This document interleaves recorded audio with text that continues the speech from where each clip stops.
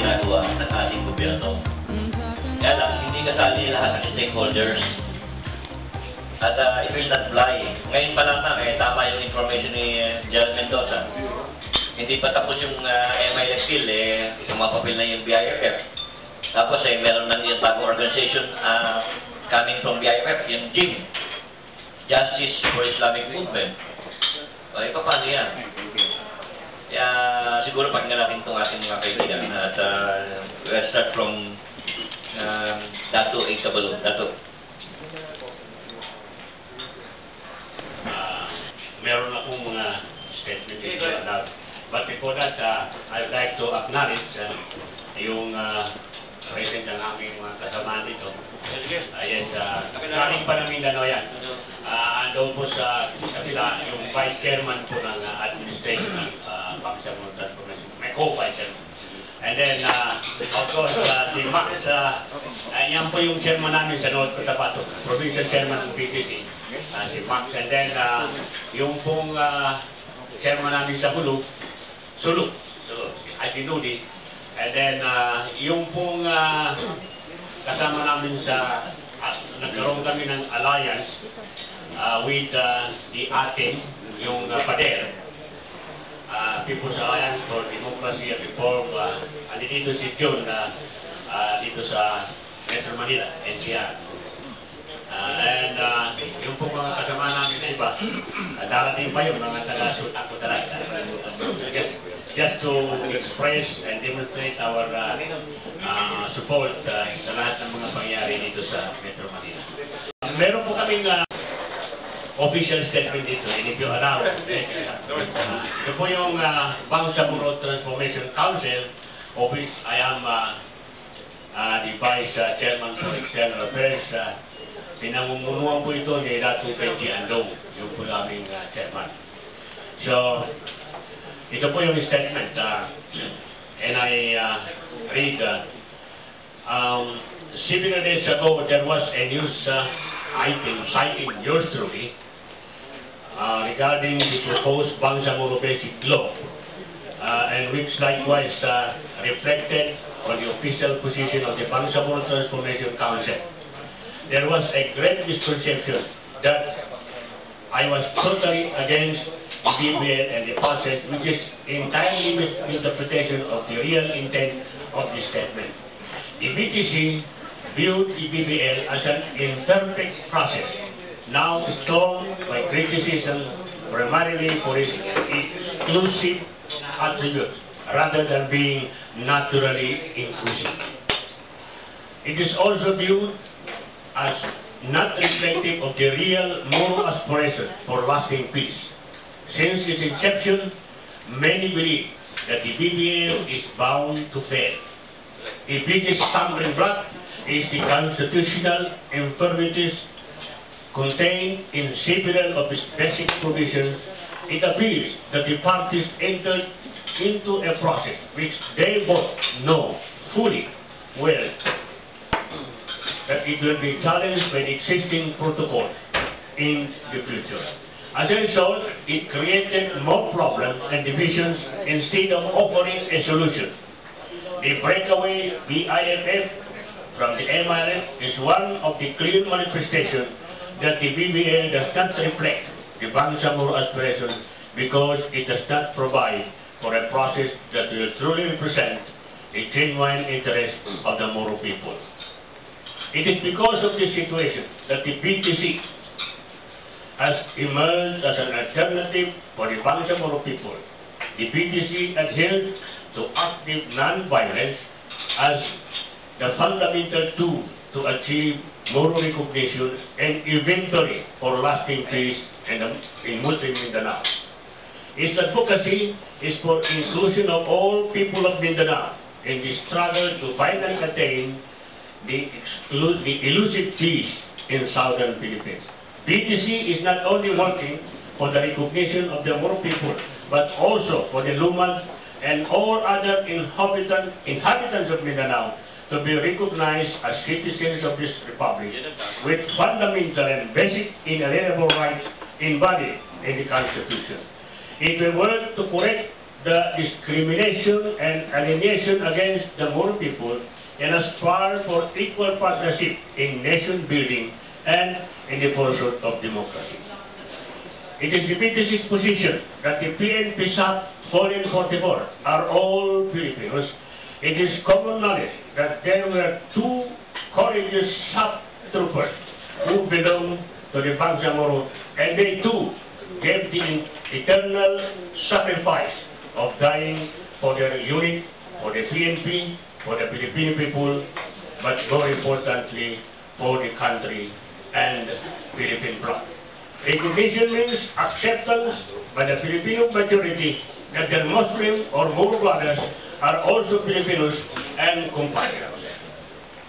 The BTC believes that the 444 is a true representation of the Filipino nation because 6 of the brave were from the Cordillera indigenous tribe and 2 brave Moro fighters came from Muslim Mindanao. On the other hand, the BTC is not component of the so-called National Transformation Council or NTC. The BTC was founded and organized way ahead of the NTC.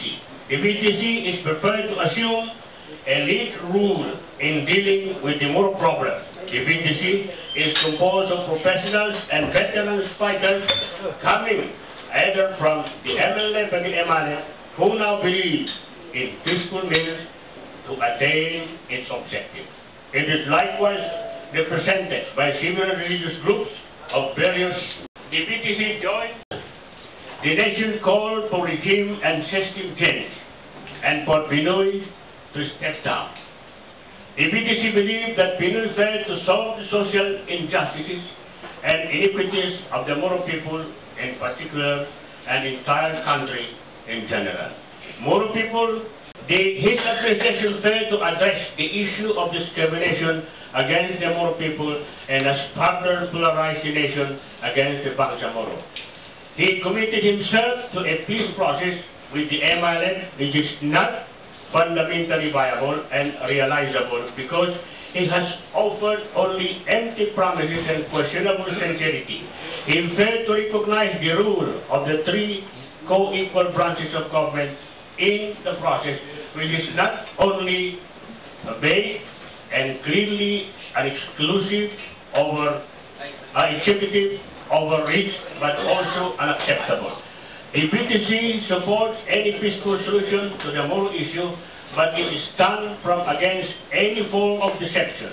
At present, there is no consistency and harmony among the contending forces in the Moro dilemma in addressing the Mindanao situation, and Pinoy's strategy only creates further disunity.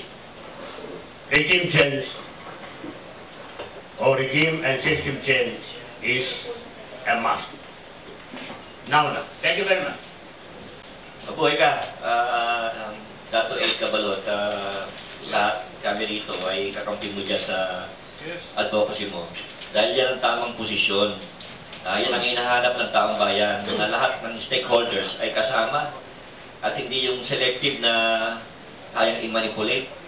Kaya lang, ang problema ngayon, imbis na sila nagmamanipulate, ito lang ginawang pag-uutos, inuutosan pa yung ating armed forces. Banatan yung mga kalaban, kaya matitigas ang ulo na PIFF at other combatants doon sa area.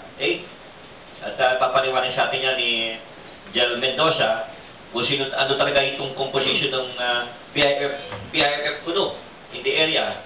Pero yan, kasama na dyan yung mga bandido, pati yung mga Alcobar and so forth. Siguro, pakinggan natin si Jel Mendoza, sir. This portion is brought to you by Ultra Pure Water Purifier. Samantala sa inyong lahat na gusto ng malinis na tubig, direkta sa inyong mga gripo, narito na ang Ultra Pure Water Purifier. Matipid na, garantisadong malinis na tubig ang hatid pa. Before discussing the PIFF connectivity sa MLF, I will rewind punta tayo sa history by understanding briefly the historic accord between the revolutionary forces, the Muslim revolutionary forces in Mindanao. Ang palagi natin discuss sa media ay yung tungkol sa Masapano incident. Yung discussin ko dito para ma-reinforce ang kaisipan ninyo ay yung brief discussion sa evolution ng terrorist financing sa Pilipinas. Kasi ito po yung isang very interesting na bagay tungkol sa strategic plan ng Imaylep, namely number 1 ay yung strategic alliance niya saka yung strategic financing scheme niya. So, in 2007, gumawa po kami ng isang paper yung noong 2007, gumawa kami ng isang research paper titled Evolution of Terrorist Financing in the Philippines. Ito po ay nakalahad na sa public through the internet, pero hindi masyadong napansin sa mga ganitong forum, kaya titignan po yung important bagay nito. Okay, to cut it short, noong mga 80s, we are aware na nagpadala ang contingent ng Imaylep ng 3 batches ng Imaylep combatants. Ang mga estimate ko na sa tatlong batches na siguro, more or less 1,000. Dito kami accurate figure. Pero nung bumalik sila after the culmination ng Afghan War, itong mga veterans na ito ay nagpatayo ng mga madrasa, naging manager ng NGOs, followed by the arrival ng mga nagpapanggap na Islamic missionaries. Yung pala ay network ng Al-Qaeda yun. I'm referring particularly to Muhammad Jamal Khalifa, who is the brother-in-law ni Osama Bin Laden. Siguro laman na ng diaryo, marami na. Ngayon, medyo bilisan natin po yung basic ng history. Napagpatayo sila ng mga tinatawag na Islamic NGOs. We have an extensive investigation dito. Gumawa po kami ng isang investigative libro ng title niya, Radical Islamic Fundamentalism in the Philippines and the Links of International Terrorism. Ay, hindi ko dala yun, pero yung dala ko yung introduction. Ang nangyari dyan, mayroong dalawang prominent na Imaylep officers. Ang isa ay si Yusuf Aluman. Siya yung Imaylep Central Committee Finance Officer. Saka yung isa si Abdul Nasir Mo.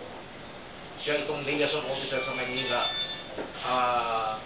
We have an extensive investigations, physical surveillance, and we were able to establish na naging incorporator itong isa dito, si No, sa isang Radical Islamic Fundamentalist NGO na ang pangalan ay Darul Isra Foundation. Pagkalaman din natin na doon naging empleyado si Ahmad Santos dito sa GSF. O si Ahmad Santos, siya yung isang chieftain ng Raja Sulaiman movement na kinukop ng mga leadership ng Imaylep way back in mid-2000 nung umatras sila sa Bigoasan Mars. Okay, to continue, ano ang nangyari doon? We were able to unmask the total network of the financing. Ang dami, I'm willing to give to you a copy of this, you can produce, or I will send an email to Mr. Espina para makakuha.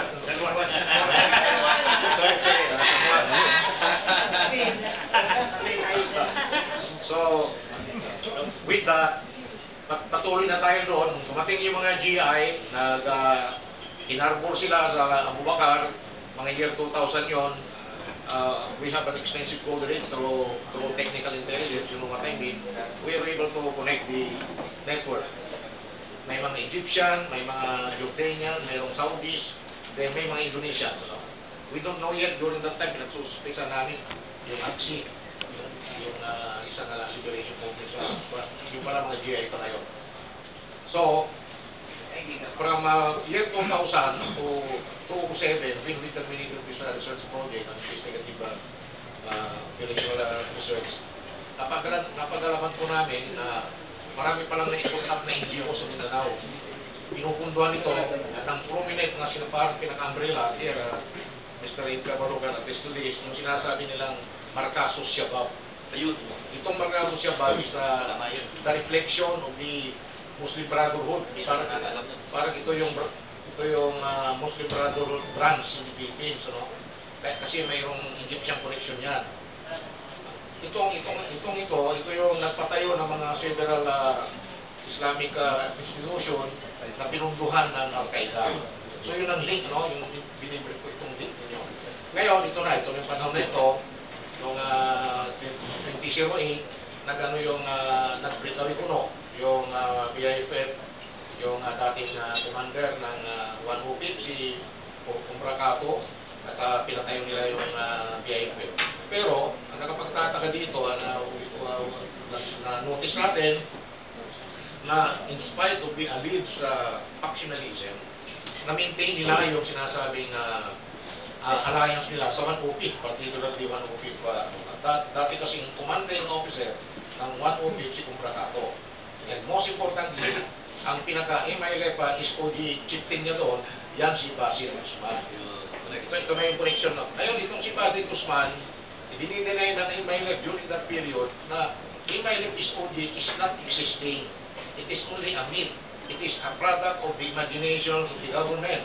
Pero, contrary to that pronouncement, talagang matibay po yung mga information na nag-alap natin ng MILF SOG ay ito yung katulong sa pagbubuo ng Al-Quba, katulong sa pagbubuo ng Webab, Pentagon, sa kayong Abu Sofia, if you remember that. So, by tracing the history, we can establish right now, based on reliable information, na mayroong bad cop, good cop ang MILF Central Committee during that period. Kasi kung titingnan ninyo, mayroong projection na mayroong secularist element at saka Islamist elements within the MILF leadership, the so-called Central Committee. Pero hindi po nagtapos doon. Dahil sa nung na-distracted sila ni President Erap sa pag-atake sa Abu Bakar, nagmuna sila ngayon ng mga tinatawag nilang base command. Doon iniluwal yung base command system na nag-iba sila sa mga community. Kaya akala natin noon, disperse sila, mas larong lumakas. Dahil sa na-maintain nila yung financing system nila, na-maintain nila yung alliances nila, pati si Abu Sayyaf, dumating na si Janjalani doon sa Mount Cararaw, pati yung mga GI, until sa time na si Alpator Albusi, pinagkanulo ng MILF, tinira ni na General Ibani, dahil sa nakabahagi ng reward kung yung mga garment nila. That's what happened. Okay, so, what happened then? Ito na yung present, yung pasukin ng sub-commandos, our heroic stance ng sub-commandos, napagalaman na allegedly nandun itong mga jihadis ko. Well, nung pala, nandun sila labas-masok, hindi lang dyan sa mga Masapano, kundi sa Dagupian, kung ano sila, lalo na yung Barangay Ganta, notorious yan. Yan ang nerve center ng BIFF, kasama yung mga MILF. Hindi lang po yung 105 ang involved dito, yung 106 at 118 ni Wahid Tundo. So, anong ibig sabihin nito? Ito po ay malinaw na ang MILF is projecting a sweet and sour approach, a good cup, bad cup initiative para may plausible deniability sila na kung sa tungkol sa fundraising, mamimintin pa rin nila yung alliances nila sa ibang revolutionary process. Why? Ito yung tinatawag natin na the dream will never die na kinakailangan magkaroon kami ng cessation later on. No? Klaro yan. Ngayon, kung papanapan nila militarily itong BIFF, selective. Gaya ng sinabi ni Eric Kier, alam natin yung pagbubuo nila, si Basil Guzman, nagturo yan kung saan-saan. Yan ang real instructor, no? Kaya lang kasi, alam niyo yung definition ng high value target dito sa Philippine Saving. Pag na-overrun ng $1,000,000 dollar yan, isa na yung high value target.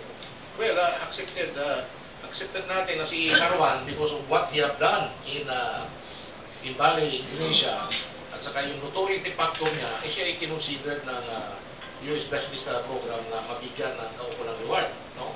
Pero kung tutusin, kung ang pagbabatayan talaga, yung importance, si Basil Guzman yung gumagala, horizontally, vertically, nagliliyason, siya yung pumupunta sa mga musaya, nagtuturo, saka nakapag-produce na, nakapag-generate na ng mga maraming mga bang instructors quality.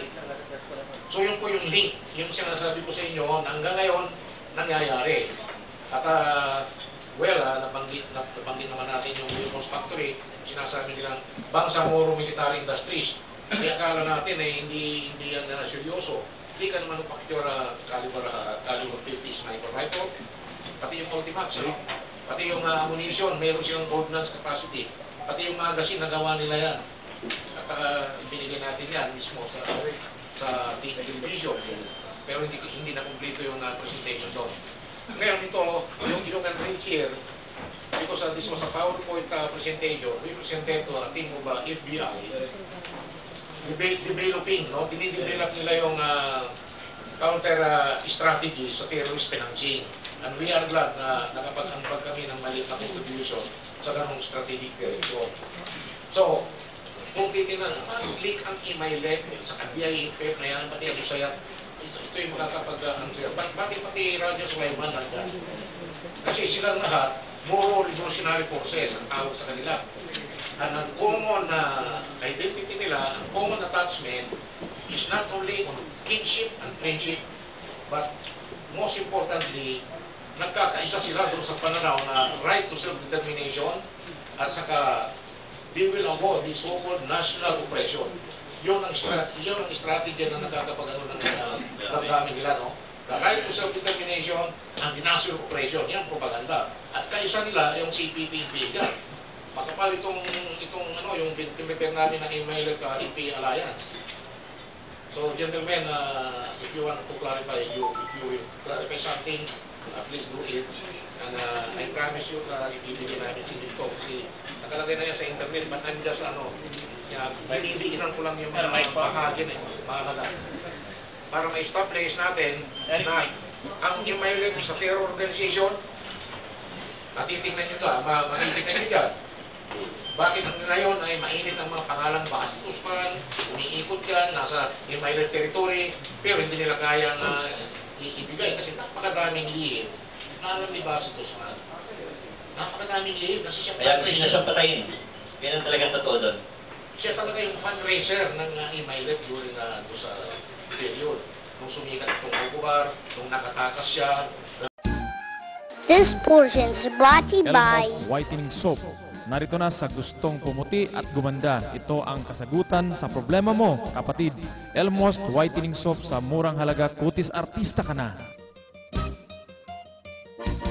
Very clear sa mga expert natin na talagang tayo'y nag-utsubibo sa mga kalokohan itong mga politicians natin na parang sila ay hindi lang spokesperson parang sila mismo mga boss nitong mga revolusyonaryo. Anyway, sige, Julie. Yung po bang parang nalilinis yung personalidad ni Basis kasi lumalabas talaga sa lahat ng mga network. Alam natin kung Marwan yung expert na sinasabi na bakit kailangan nilang ibahin yung sitwasyon o ibahin yung kwento. At sa tingin niyo lang, sa tingin niyo yung mga pangyayari behind this story? Ano ba yung dahilan? Ang isang, hindi ko pa pwede masagot na mayroon akong ebidensya dahil lang sa maraming projection ng ganyan, yan ang tinasabi kong strategies, good cop, bad cop, kinakailangan ma-maintain yung linear, horizontal and vertical relationship. Ang tingin ko dyan, si Basit Osman ay parang covert operator ng Himalaya na pwedeng i-deny, ibig kong siya. Pero basically, very important ang role niya kasi tinan ninyo, proven, meron siyang liaisoning relationship sa ESG, yung meron sa pilon na faction, tapos sa GI, kasama siya. Pero kung titinan nyo, yung pagkagawa ng doon, si Marwan, because bahagi siya ng kampo ng Mujahidin Malaysia, kasi nakapag-interact din siya sa Jemaah Islamiyah, at nung sumibat dito ay nakapag-antigo siya po siya, later on doon sa Central Mindanao, it shows na hindi naman siyang calling the shots. He is just supposed to be trainer or naglalayason kasi representing the so-called regional Al-Qaeda network noong panahon na yun. But nag-shift sila na naman ng allegiance nung nagkaroon naman ng alleged na Islamic caliphate. Yun ang set up. Kaya continuously mayroong mga pumapasok na mga Malaysian, Indonesian, ano. Pero alam niyo yung Pilipino, may kailangan yung mga Pilipino jihadis, ayaw nila magpahawak talaga sa Brunei Hotel. Nagkaroon ng interaction, pero hindi sila yung hospital dyan. Pero kung yung set up talaga, kaya kung sinasabi ninyo, nakapag-ambag na rin yung reward system natin na binigyan ng malaking reward si Marwan, so everybody is running after Marwan. So gano'n na rin yun. Kung si Kato kaya ang bigyan ng reward, mahabulin din yan agad. No? Saka sir, hindi na mahabol si Kato dahil inutil na eh. Paralyzed na. Actually, ganyan din ang situation ni Basit eh. Medyo half invalid na rin si Basit, kaya nga gusto nang i-sacrifice eh. See? And aren't you wondering, doon sa mismong text message na English speaking, ang liwa-liwanag na sinabi ni Noynoy dito. Sabi niya, why was it left behind? What about the two other targets? Oh, bakit siya interesado doon sa two other targets? Dahil yan talaga ang target ng mga Amerikano. You see? Yung Marwan, first flag operation yun. Dahil hindi si Marwan yun. Ulitin ko, nasabi ko, hindi si Marwan yun. The mere fact na hanggang ngayon, ang FBI, nandun pa rin ang pangalan ni Marwan, nandun pa rin yung reward niya. And at the same time, dito lang sa atin, sa local, lumabas via sa TV news, radio, print news, pero yung neighbor natin, including Hong Kong, Singapore, and all over the world, walang news about Marwan na matay. Kung talagang high value personality itong si Marwan. Kaya, there's something wrong somewhere na dapat ito'y binabantay natin sa media dahil inuugog tayo itong mga taong ito. I'll scratch your back, discuss mine. Merong cover up. So, dapat ito tutukan natin sa Kadimir Park na yung si Train. Paano siya nakalabas doon? Si Superintendent Raymond Train, paano siya nakalabas doon? Siya nagdala doon bakit hindi siya na-investigahan? Bakit niya binigay kagad sa FBI sa Jansan? Ang layo doon dapat binigay niya sa either NBI o sa mismong boss niya. Na Peñas o sa PNP chief, di ba? Ang daming dapat saguting questions na medyo gray area sa lahat sa atin. Any other question? Sa MILF, Sir, gaano kalalim ang involvement ng MILF sa Caliphate o yung grupo ng ISIS ngayon? Sa tingin ninyo, dahil wala na kayo doon eh. Ngayon, dito kasi nung panahon ninyo, nung nandun pa kayo, itong mga to, ayon sa intelligence report ni General Bugi Mendoza, ay pumapasok na sa iba't ibang paraan para ma-penetrate at makakuha rin ng finansya ang MILF. Sa ngayon po, gaano katindi na kasi meron po si Professor Romel Balawis na sa kanyang pahayag na meron ng alam na siyam na naging membro na Pilipino na dito sa ISIS. Una-una, wala na po tayo sa position to correctly satisfy that inquiry. But mind you, nag-umpisa po kasi ito nung dumating si Chairman Saramat dito sa Mindanao. Noong 1986, sometimes in 1986, sinamantala yung bagong gobyerno ni Cory. And so, immediately,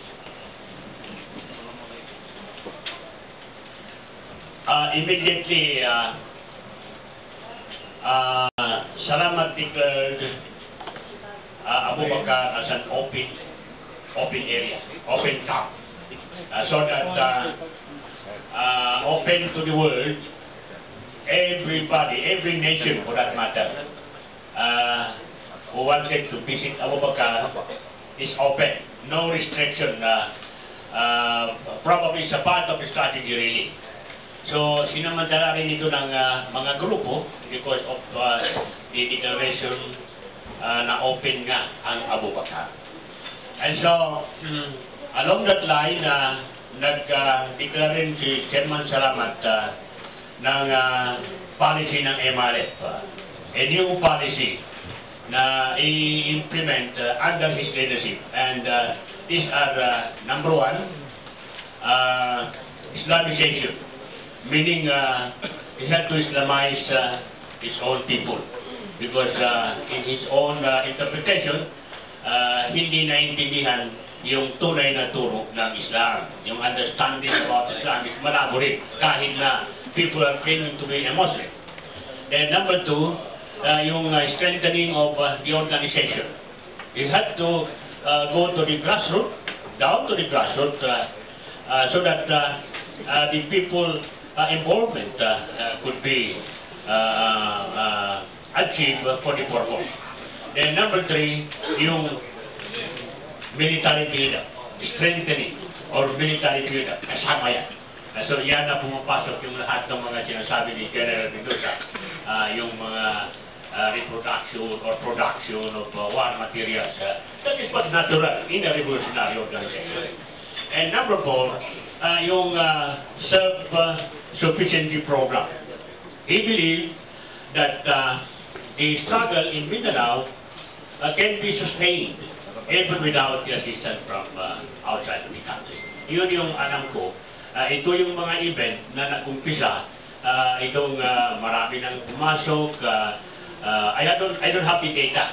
Kagaya kay General na may mga data. But ito yung nakikita ko na yan na po nag-umpisa. Lahat itong mga pangyayari ngayon ay inaani na natin sa kasalukuyan. Thank you very much.